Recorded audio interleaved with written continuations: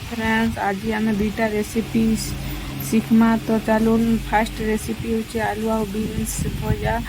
यहाँ कढ़ई गरम कराला तापर लसुन आ सुखा मिर्चा दिहला ब्राउन ब्राउन हो गला काटिकना रखाई से आलू आ बीन्स के दिहला तापर 2 मिनट भाजला नून आउ हल्दी आवश्यक हिसाब से देदेमा तापर 3-4 मिनट ढाँकी देमा ढाँकी 2-4 मिनट गला से ढक्कन काढ़ी देमा तापर 2 मिनट भाजी देमा तापर रेडी हो गला आमर बीन्स भजा। देखो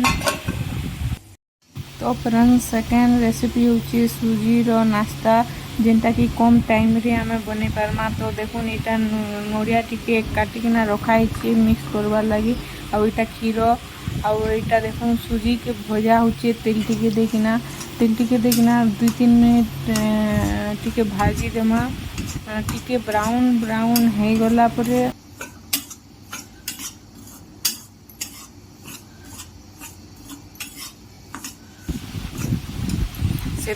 से कटाई रखाई नड़िया के ऐड कर देमा तापर फिर 2 मिनट भाजी देमा